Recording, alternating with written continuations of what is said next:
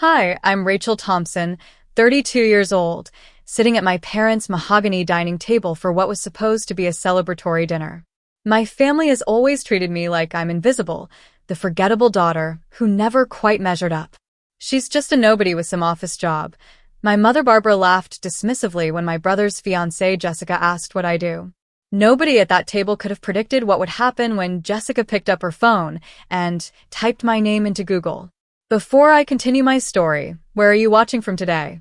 If you're enjoying this already, please hit that like button and subscribe to the channel. Trust me, you'll want to stick around to see how my family's faces changed when they discovered who I really am. I grew up in Westlake, Ohio, a tidy suburban neighborhood where appearance was everything and status was measured by the size of your home and the colleges your children attended.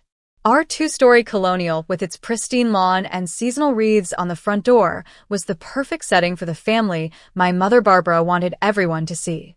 Inside those walls, the family dynamic was crystal clear. My mother, with her perfectly highlighted hair and country club membership, orchestrated our lives with precision. Everything revolved around image and achievement. My father Thomas, an accountant at a respected firm, was kind in his quiet way, but ultimately deferred to my mother in all family matters. He was the definition of passive, always choosing peace over confrontation, even when it meant sacrificing my feelings in the process. Then there was my brother Michael, 3 years older, and the undisputed star of our family. From his first Little League home run to his high school valedictorian speech, Michael could do no wrong. His room was a shrine to achievement, gleaming sports trophies, academic medals, and framed acceptance letters. My parents attended every baseball game, every debate tournament, every awards ceremony. They beamed from the front row, taking endless photos and bragging to anyone who would listen. "That's our son," my mother would say, emphasizing our as if Michael were their only child. My earliest memory of disappointment came when I was 8 years old. I had written a short story about a girl who discovered she could talk to animals. My third-grade teacher had given me an A+ and written extraordinary imagination across the top. I ran home, bursting with pride, eager to show my parents. Mom, Dad. "Look what I wrote," I announced, waving my story in the air. My mother glanced at it briefly.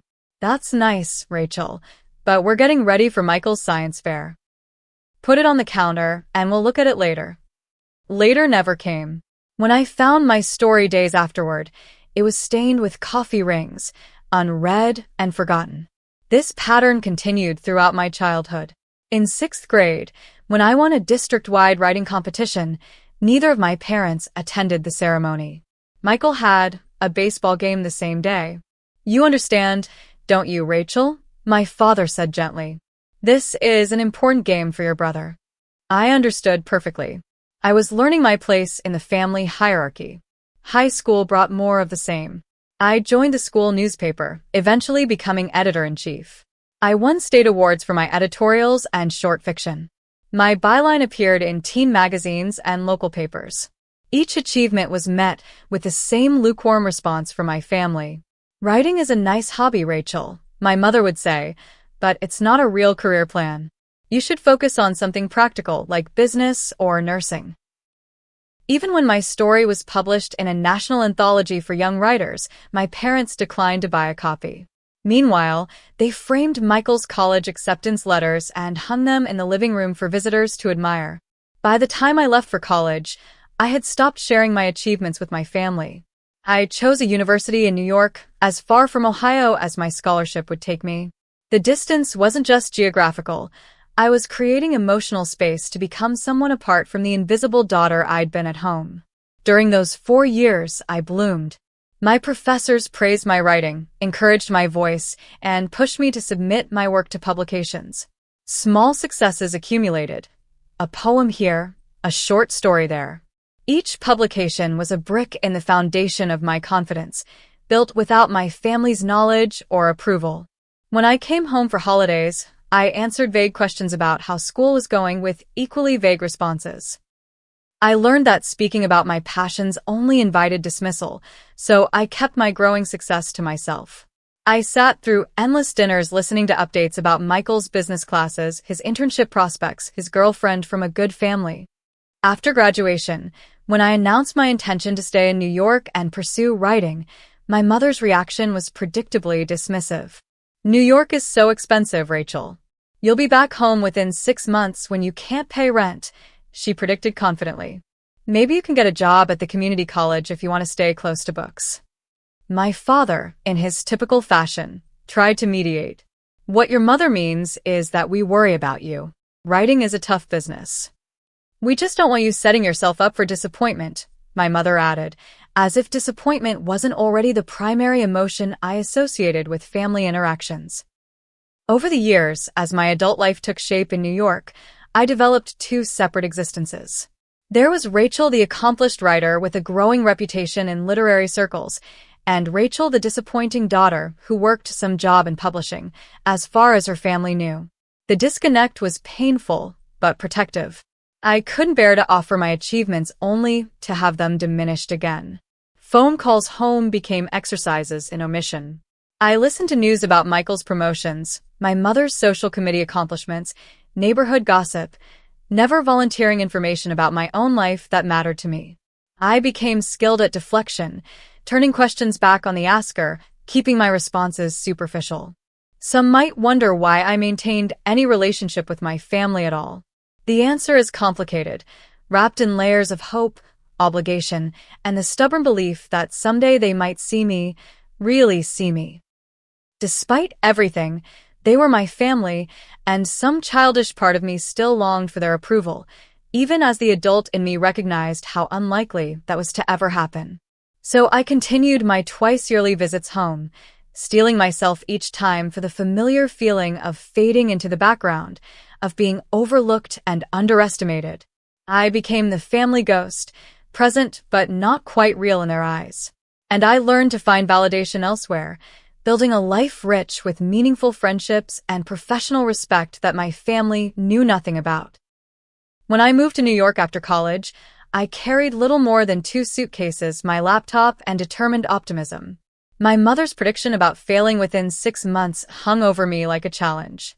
I was prepared for struggle, but the reality of breaking into the publishing industry in New York was even harder than I'd anticipated. I found a tiny apartment in Brooklyn that I shared with 2 other aspiring creatives. My first job was as a barista at a coffee shop near Union Square, working morning shifts, so I could use afternoons to drop off applications at publishing houses and literary agencies. At night, I wrote at a wobbly desk crammed into the corner of my bedroom, often until 2 or 3 in the morning. Rejection letters accumulated. I taped them to my wall as motivation rather than discouragement. Each no brought me one step closer to an eventual yes, or so I told myself during moments of doubt. My first break came 8 months after arriving in New York. I landed an entry-level position as an editorial assistant at a small but respected literary magazine. The pay was barely enough to cover rent and ramen, but the experience was invaluable. I absorbed everything about the publishing process, from evaluating submissions to copy editing to production. It was there I met Eleanor Montgomery, a senior editor whose sharp eye and sharper tongue made junior staff members tremble. Eleanor was a legend in literary circles, known for discovering major talents and her uncompromising editorial standards. For reasons I never fully understood, she took an interest in my career. "You have a voice," she told me after reading a piece I'd been working on during lunch breaks. "Raw, but distinctive. Keep writing." Coming from Eleanor, this was equivalent to effusive praise. Under her mentorship, my writing evolved. She pushed me to be more daring, to find the vulnerable places in my narratives and dig deeper. When I complained about her brutal feedback, she was unsympathetic. "If you want gentle encouragement, join a community writing circle," she said. "If you want to be published, listen to me." I listened, and I wrote. After my day job, after social obligations, sometimes in the early hours of the morning when the city briefly quieted. I developed a discipline that bordered on obsession. My first published piece in a notable literary journal came 2 years after moving to New York. I still remember staring at my name in print, running my fingers over the letters as if they might disappear. I called no one from my family. Instead, I celebrated with friends who understood what this milestone meant. From there, momentum built gradually. My byline appeared in increasingly prestigious publications. Editors began to recognize my name in submission piles. Literary agents started reaching out to ask if I was working on a book. I was. My first manuscript, a collection of interconnected short stories examining the invisible threads binding families across generations, took 3 years to complete. When it sold to a respected independent publisher, I felt a validation that no family approval could match. The book, titled Beneath Silent Waters, was published when I was 27. The initial print run was modest, but the critical response exceeded everyone's expectations. The New York Times Book Review called it a stunning debut from a writer of uncommon insight. The New Yorker included me in their Writers to Watch feature. Literary awards followed. For the book tour, I traveled to 12 cities across America and then to London, Paris, and Berlin. In each location, readers approached me with stories about how my writing had touched them, how they saw their own family dynamics reflected in my characters. The irony wasn't lost on me that strangers connected so deeply with work my own family had never read. I chose to publish under Rachel Thompson rather than my full name, Rachel and Davis Thompson, which partially explained why my family might not have stumbled across my work online. It wasn't a conscious decision to hide, more a separation between my writing identity and the daughter who still visited Ohio twice a year. My second book, a novel titled The Weight of Unsaid Things, became what the industry calls a sleeper hit, starting with modest sales that grew steadily through word of mouth until it landed on the bestseller list 8 months after publication. The paperback edition featured quotes from famous authors I'd once studied in college classes. Surreal didn't begin to describe the feeling. By 30, I had an agent, a respected publisher, and the kind of career most writers dream about. My apartment in Brooklyn was no longer shared but my own, with a dedicated office where awards and framed book covers hung on walls. My work was taught in university creative writing programs. I gave guest lectures at Columbia, NYU, and other prestigious institutions. When introduced at literary events, the list of my accomplishments took longer and longer to recite. And yet, when I flew home for Christmas or my mother's birthday, I was still just Rachel, the daughter who had some vague job in publishing. The cognitive dissonance was sometimes overwhelming. "Are you still at that magazine?" my mother would ask vaguely over holiday dinners. "I'm working on different projects now," I'd answer truthfully but incompletely. "You know, Michael just got another promotion," she'd continue, and the conversation would shift away from me once again. The most recent development in my career came just 3 months before the family dinner that would change everything. My second novel had been optioned for film by an Academy Award-winning producer. I'd been flown to Los Angeles for meetings, put up in a luxury hotel, and treated like my words mattered enormously. The contrast between my professional respect and family invisibility had never been so stark. I sometimes ask myself why I continued to compartmentalize my life, why I didn't simply announce my accomplishments at the next family gathering. The answer was both simple and complex. I was protecting myself. After years of having my passion dismissed, my achievements minimized, I couldn't bear to offer my success only to have it treated as insignificant. The thought of my mother saying, "That's nice, dear," about my film deal made my stomach clench. So I maintained the separation, even as it created a hollow space inside me. In professional settings, I was confident, articulate, praised. In family settings, I reverted to the quiet, overlooked daughter, carefully hiding the life I'd built. "Why do you still go home at all?" My friend Samantha asked me once, after I returned from a particularly difficult Thanksgiving visit. I had no simple answer. There was the complicated love I still felt for my family despite everything. There was hope, however faint, that someday things might change. And there was something else, a conviction that running away completely would mean they had won, had succeeded in making me believe I was truly invisible. So I kept visiting. And I kept succeeding. And the gap between my two lives grew wider with each passing year. Until the night it all collapsed, When my brother brought his new fiancée home to meet the family, and everything I'd built and everything I'd hidden collided in a single Google search. My parents still lived in the same house where I grew up, a fact that made each visit home feel like stepping back in time. As I pulled into the driveway that evening, I noticed fresh flowers planted in the front beds and new curtains in the living room windows. My mother always made special preparations when Michael visited, another small reminder of the family hierarchy. I parked behind an unfamiliar BMW that I assumed belonged to Jessica, my brother's fiancée. This would be our first meeting, and I couldn't help feeling curious about the woman who had captured my brother's heart. Michael had dated many women over the years, but none had made it to the meet the parents stage. The front door opened before I could ring the bell. My father stood there, gray hair neatly combed, wearing what I recognized as his good sweater. "Rachel, you made it," he said, giving me a brief, awkward hug. "Everyone's in the living room." I followed him through the foyer, passing the familiar gallery wall of family photos. I noted that the most recent additions were all of Michael, his graduate school graduation, vacation photos, none featuring me. It was like watching my gradual erasure from family history. In the living room, my mother was laughing at something, the performative laugh she used in social situations. She looked up as I entered, her smile remaining but cooling several degrees. "Rachel, finally. We were about to start without you." She gestured toward the attractive couple on the sofa. "You remember what traffic is like," I said, leaning in for the obligatory cheek kiss. Michael stood, looking genuinely pleased to see me. "Rachel, come meet Jessica." I turned my attention to the woman rising gracefully from the sofa. Jessica was tall and slim with intelligent eyes and a warm smile. She wore simple but obviously expensive clothes that suggested taste and confidence rather than showing off. "I've heard so much about you," Jessica said, extending her hand. "Michael says you live in New York. I love visiting the city."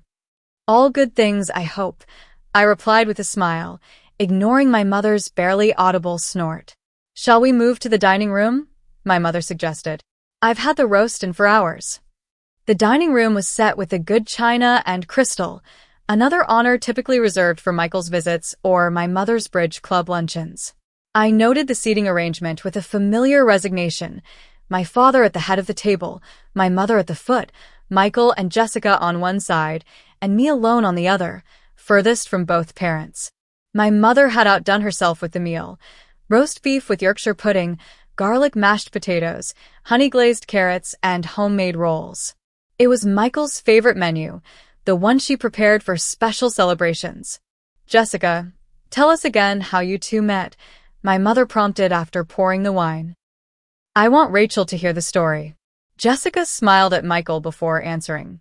"We met at a charity auction for the Children's Hospital. I was organizing the event, and Michael was there representing his firm. He outbid everyone for a weekend sailing package, even though he'd told me earlier he'd get seasick." She laughed. "I thought anyone that determined deserved at least one dinner." "Best money I ever spent," Michael added, taking her hand.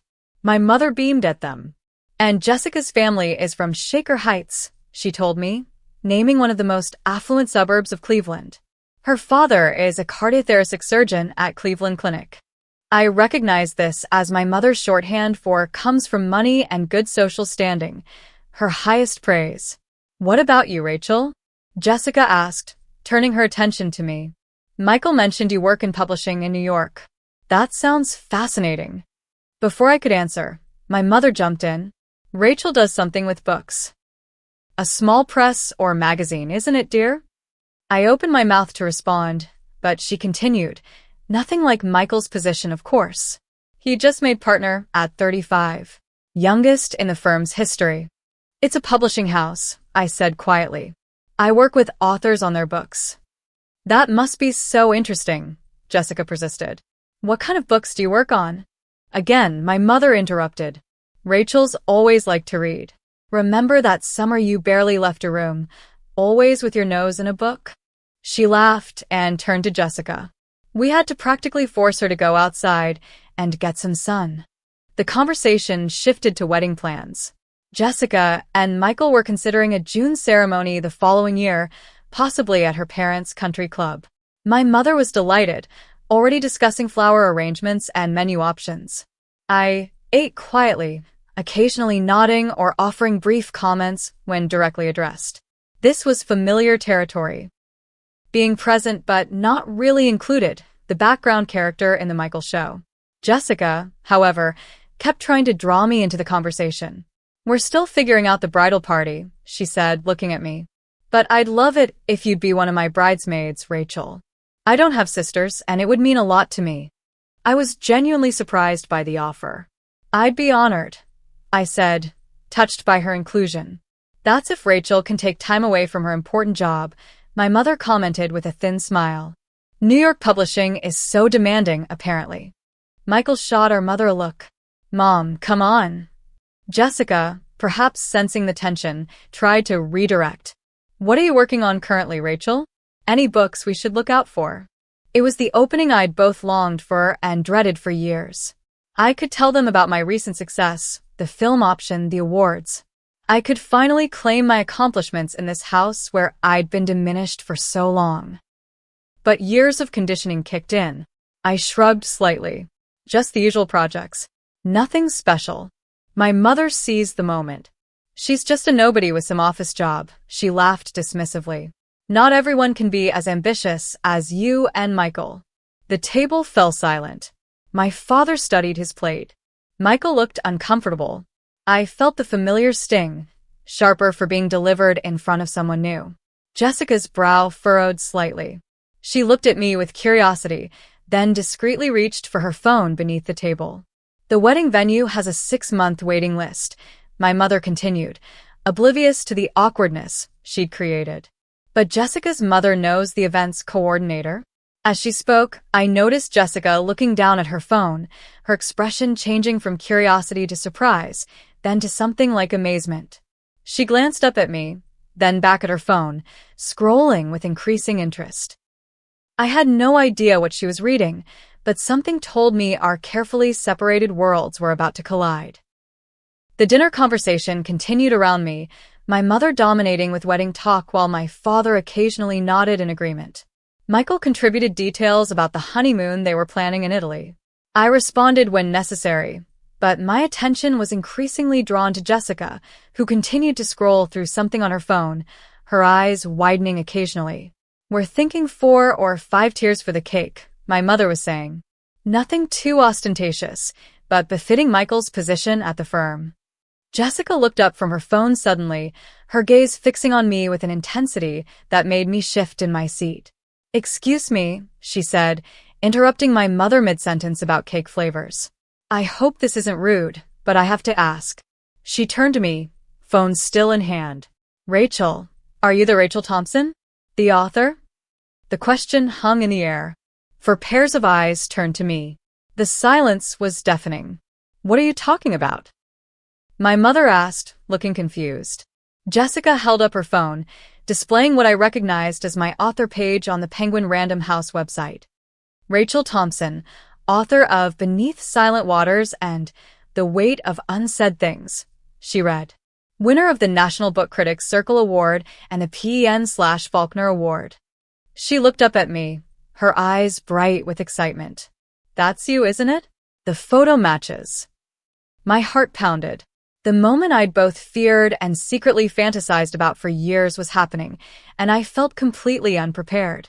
"Let me see that," Michael said, leaning toward Jessica's phone. His eyes widened as he scrolled through whatever was on the screen. "Holy shit," he whispered, looking up at me. "Rachel, is this really you?" My father had gone completely still, fork suspended halfway to his mouth. My mother reached across the table and practically snatched the phone from Jessica's hand. "This has to be some kind of mistake," she said, but her voice lacked conviction as she stared at the screen. "Some other Rachel Thompson." "No mistake," Jessica said, taking her phone back and continuing to read.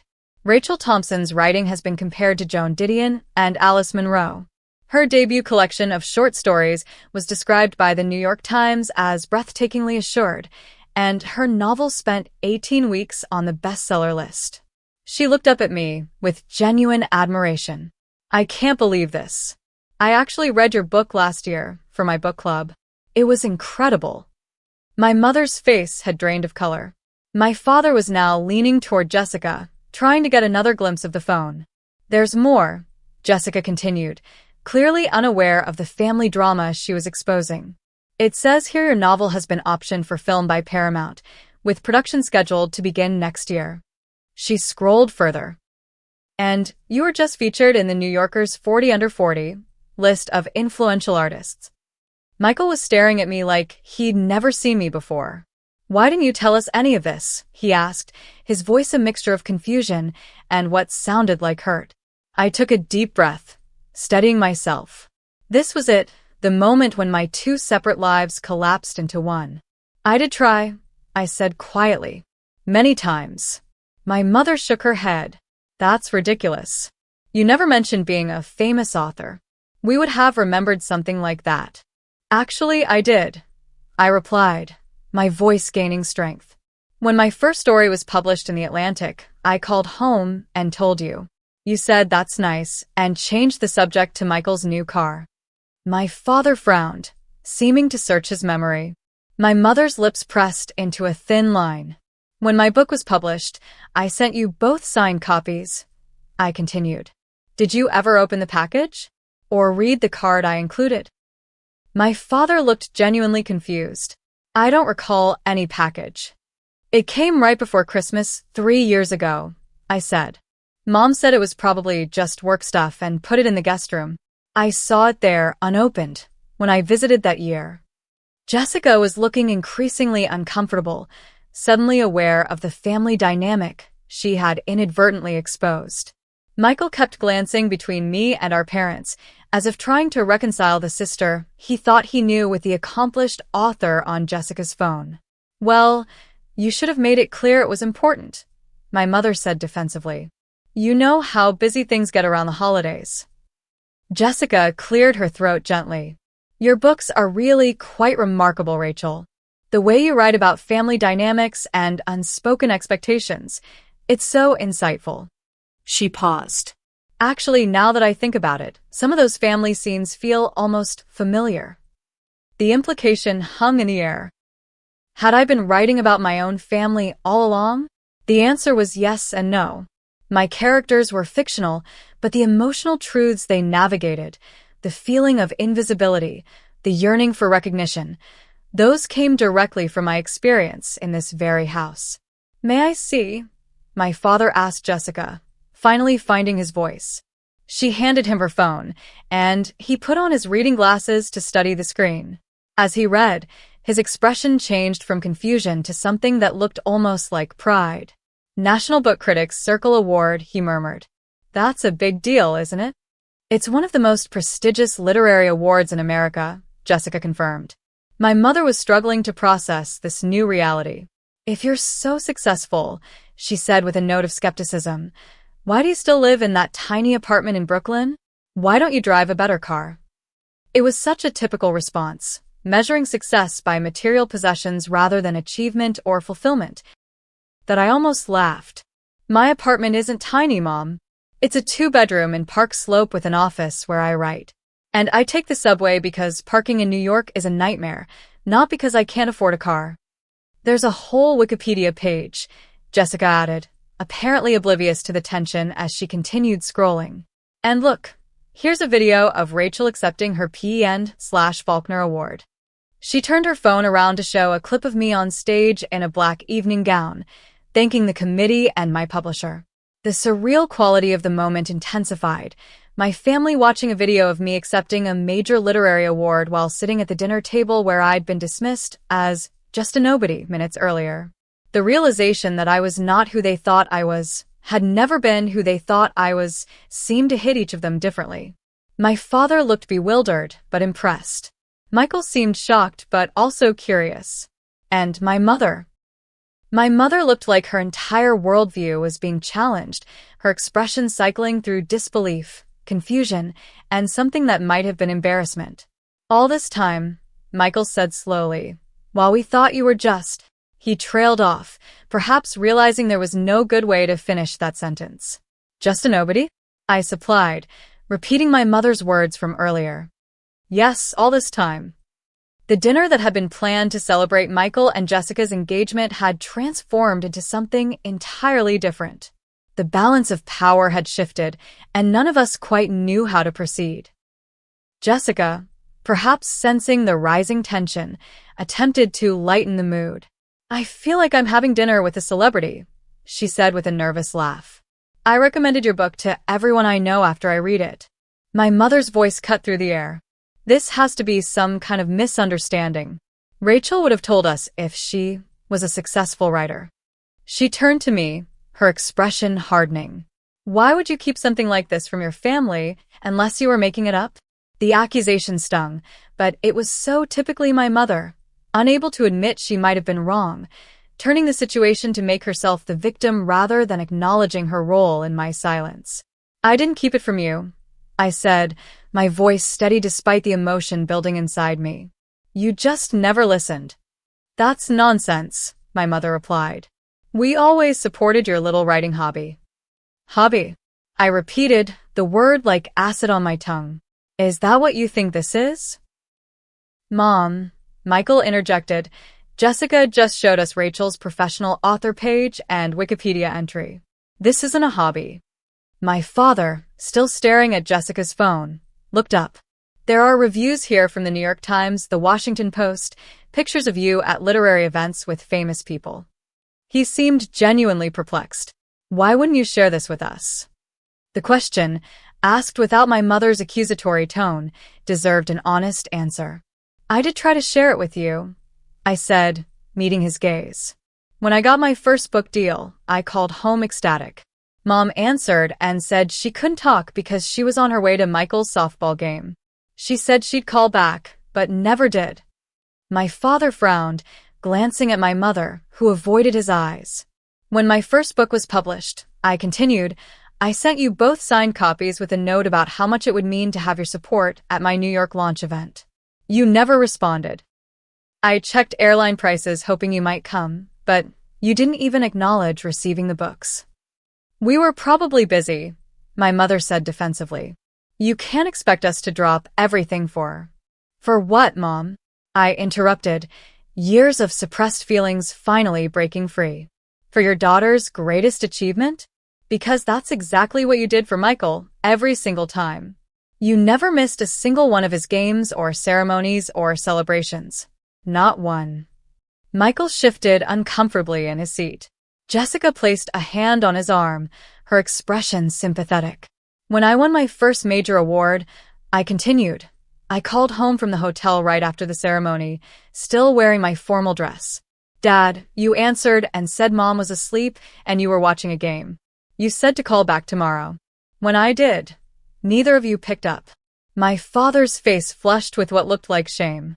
"I didn't realize. I didn't know it was important." "How could you not know?" The question burst from me with more emotion than I'd intended. How could my own parents not know or care about the most significant moments of my career?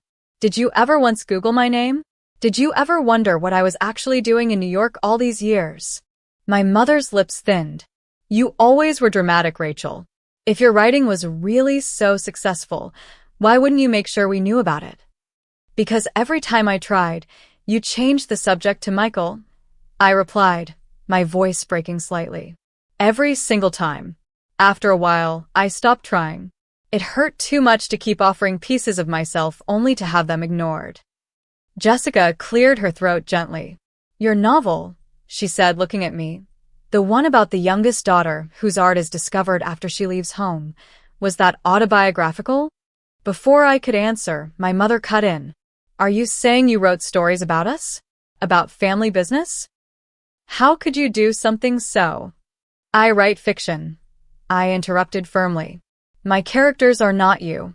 "But the emotional truth of feeling invisible in your own family? Yes, I drew on that experience." Michael was looking increasingly uncomfortable. "I had no idea you felt this way," he said quietly. "You never said anything. Would you have listened if I had?" I asked, not unkindly. "You were busy being the golden child, Michael. That wasn't your fault, but it was our reality." My father, who had been scrolling through Jessica's phone, looked up with an expression I couldn't quite read. Some of these reviews mention how your work explores themes of parental neglect and conditional love. His voice was quiet. Is that how you see us, Rachel? As neglectful parents? The question hung in the air, heavy with decades of unspoken hurt. I took a deep breath. I see you as parents who had room for only one successful child, I said carefully.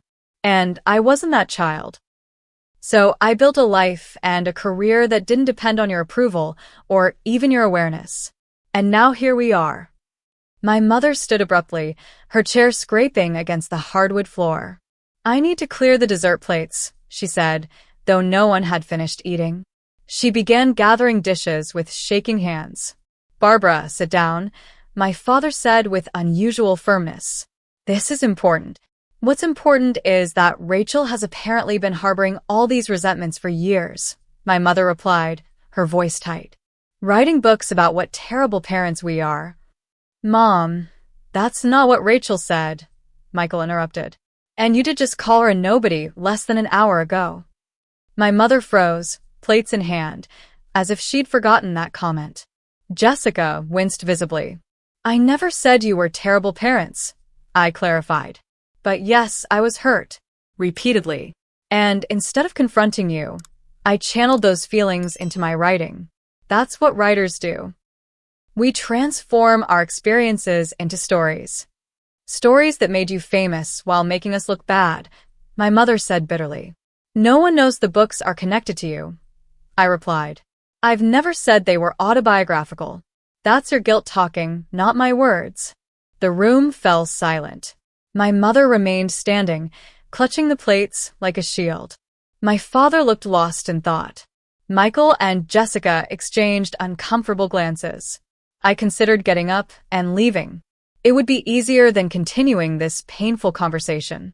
But something kept me in my seat, perhaps the same stubborn persistence that had kept me writing through years of rejection before my first success.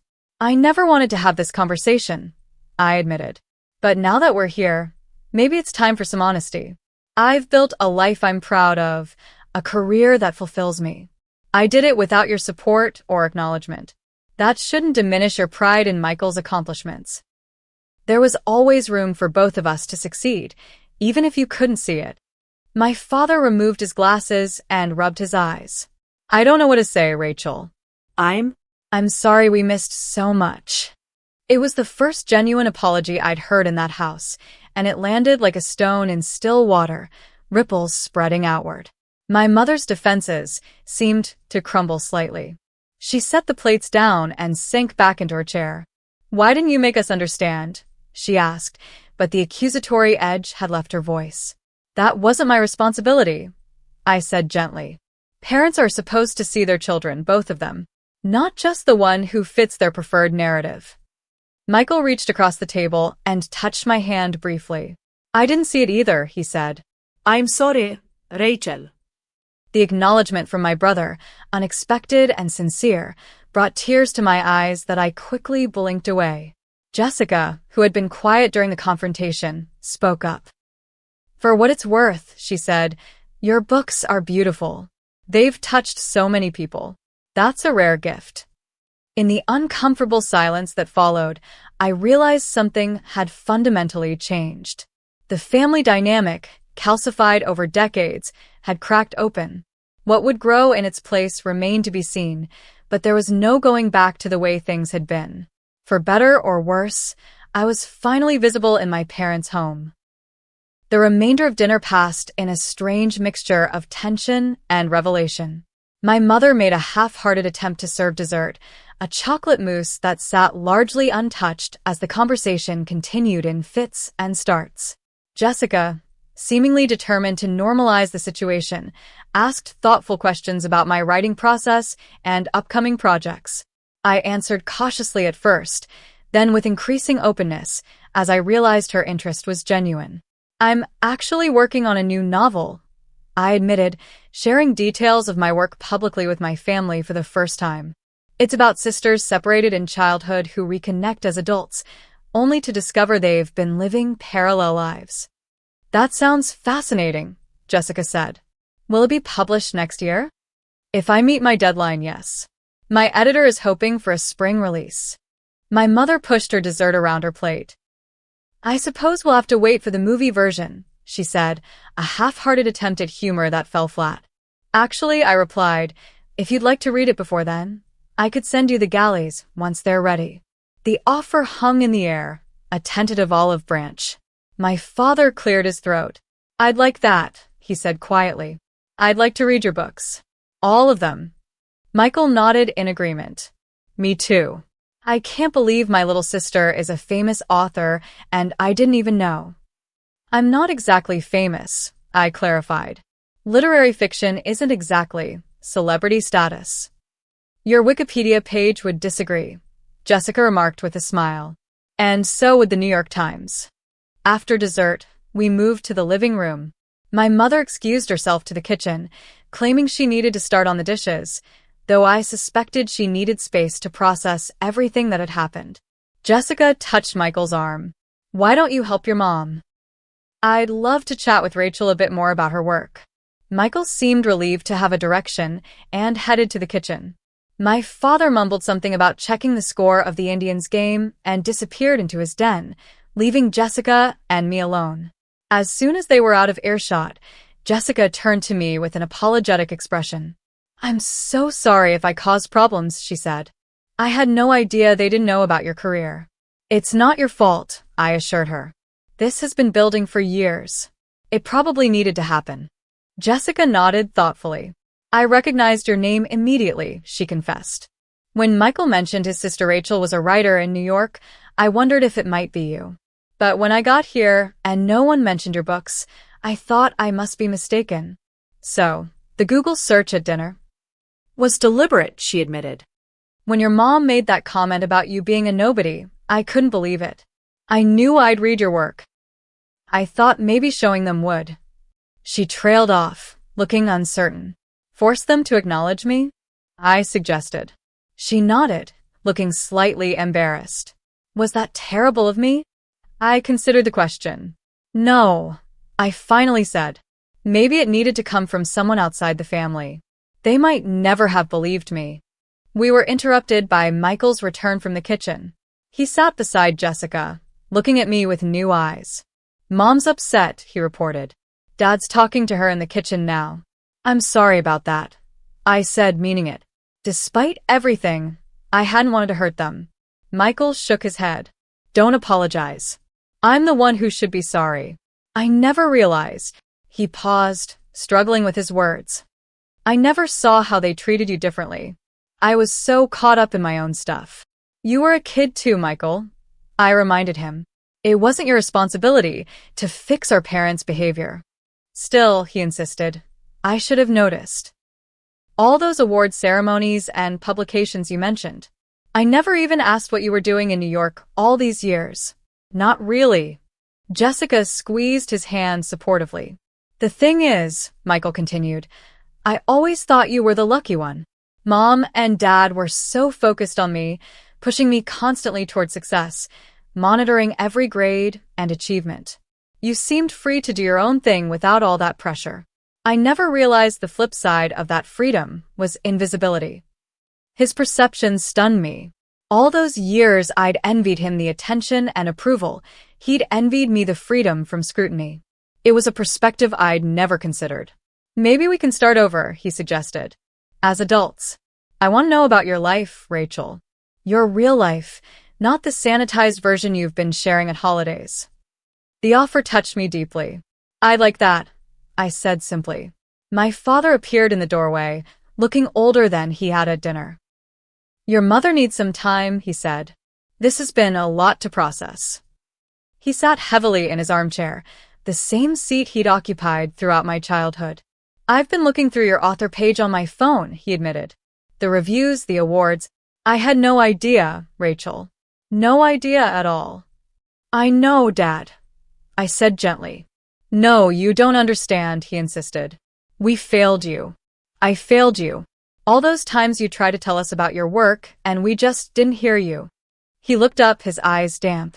I'm so proud of what you've accomplished. So proud. And I'm ashamed it took a stranger to make me see it. Jessica shifted uncomfortably at being called a stranger, but remained silent. It's not too late, I said, surprising myself with the words. To be interested. To be involved. If you want to be. He nodded firmly. Ido. We do. Your mother too, even if she can't say it yet. The evening ended earlier than planned. The emotional revelations had exhausted everyone. As I prepared to leave, Jessica hugged me warmly. This wasn't the dinner I expected, she said with a rueful smile. But I'm glad I finally got to meet the real Rachel Thompson. I'm a genuine fan of your work. Michael hugged me too, longer than usual. This doesn't fix everything, he said quietly. But it's a start, right? I nodded, unable to trust my voice. My father walked me to the door. Will you come back for Sunday dinner next week? He asked. I'll have read your first book by then. We could talk about it. The invitation, so simple yet so meaningful, brought unexpected tears to my eyes. I'll be there, I promised. My mother remained in the kitchen, not emerging to say goodbye. I understood she needed time, that her worldview had been challenged in a fundamental way. Change wouldn't happen overnight. As I drove back to my hotel, I felt lighter somehow, as if a weight I'd carried for decades had begun to shift. My two separate lives had collided, and while the crash had been painful, perhaps something new and more authentic could emerge from the wreckage. For the first time in years, I allowed myself to hope that my next visit home might be different. That I might finally be seen, fully seen, by the people who had shaped me, for better and worse. It wasn't forgiveness, not yet, but it was a beginning. 3 months after the dinner that changed everything, a package arrived at my Brooklyn apartment. The return address was my parents' home in Ohio. I opened it with curious fingers to find my books, not the copies I'd sent years ago, but new ones, recently purchased.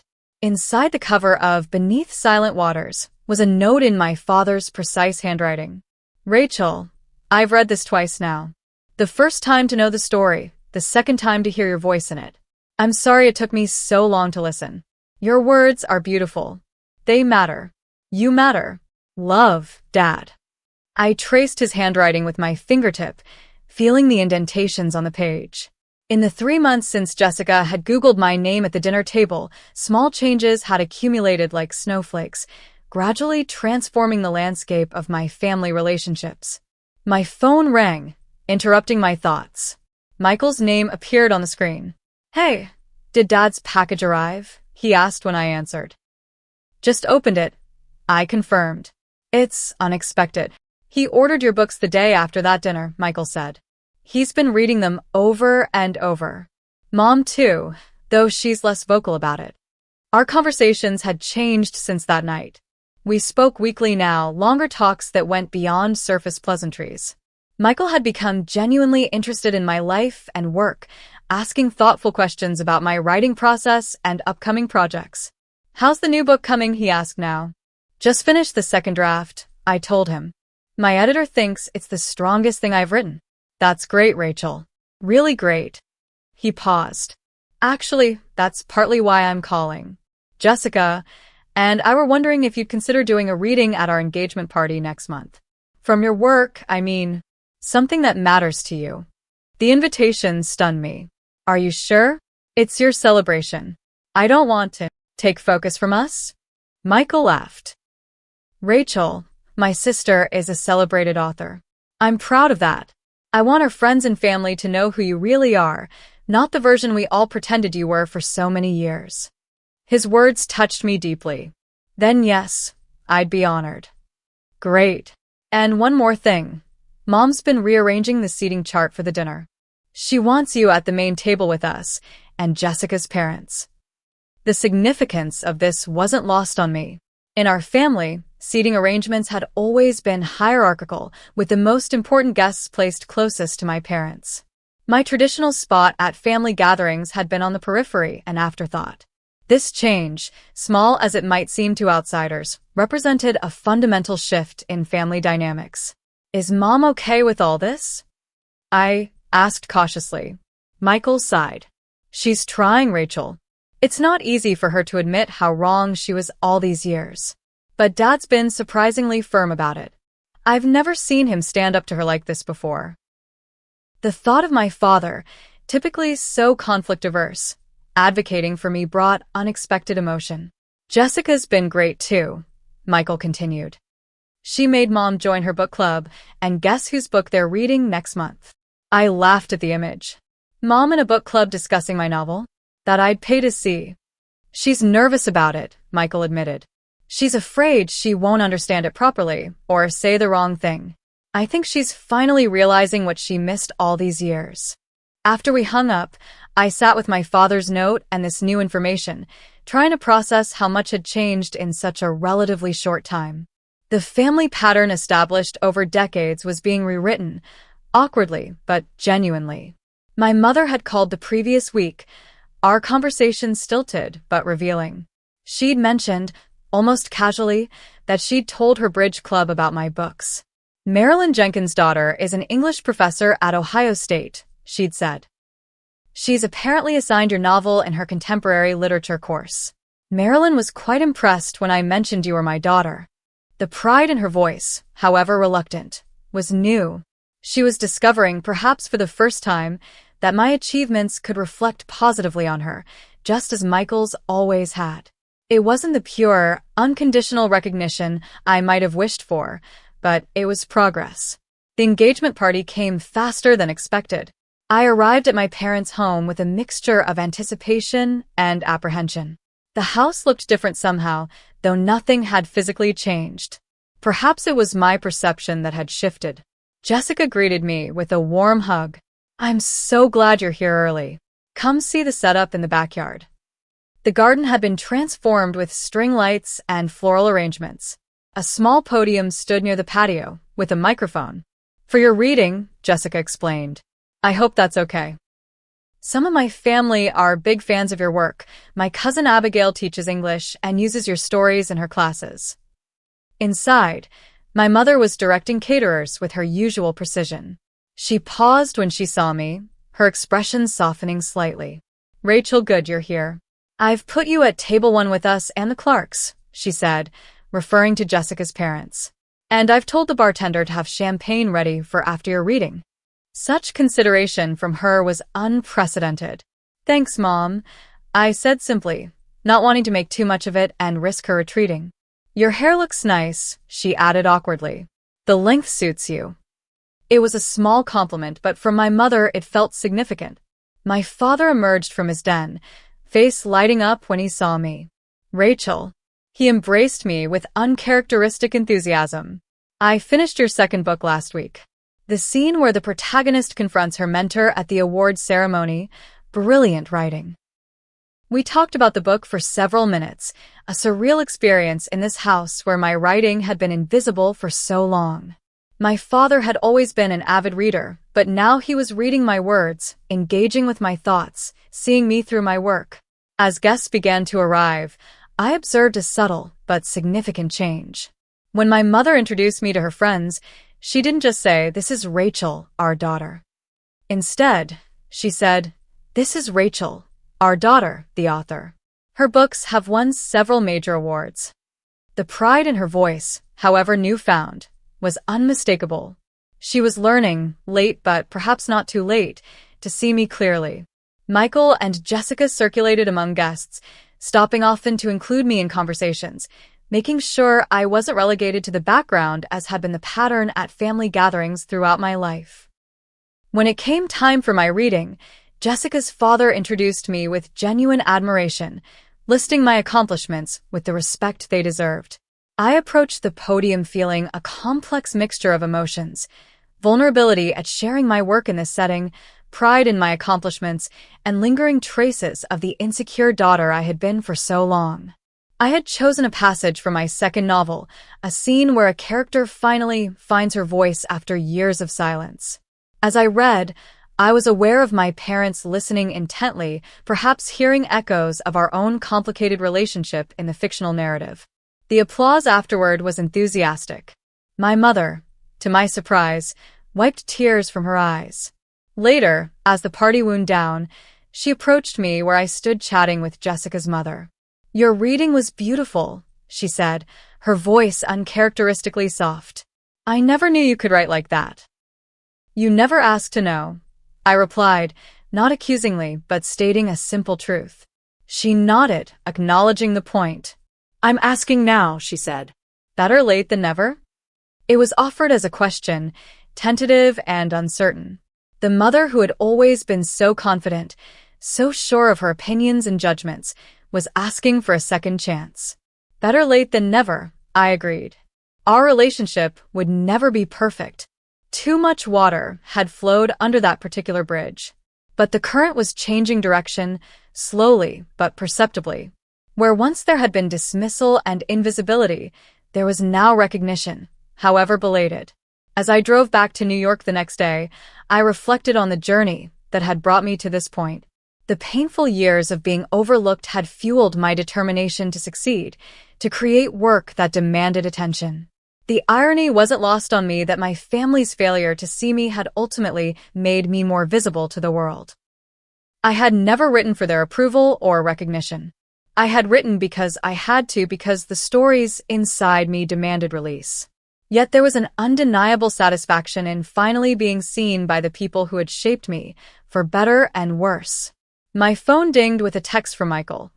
"Dad just ordered your books for his whole golf club. Mom's horrified about the inappropriate language they'll all read. Progress comes in strange forms." I laughed out loud in my empty car. Progress indeed. The invisible daughter had finally been seen. The nobody had become somebody, not because a Google search had revealed my accomplishments, but because I had persisted in believing my voice mattered, even when those who should have heard it first didn't listen. That persistence, more than any award or recognition, was the true measure of my success. So what about you? Have you ever been underestimated by family or friends? How did you respond when they finally recognized your achievements? I'd love to hear your experiences in the comments below. Also, if you enjoyed this story, please hit that like button and subscribe to our channel for more real-life experiences. Don't forget to share this video with someone who might need a reminder that being overlooked doesn't define your worth. Thank you so much for listening, and remember, sometimes the people who see you clearly are the ones you least expect. Your voice matters always.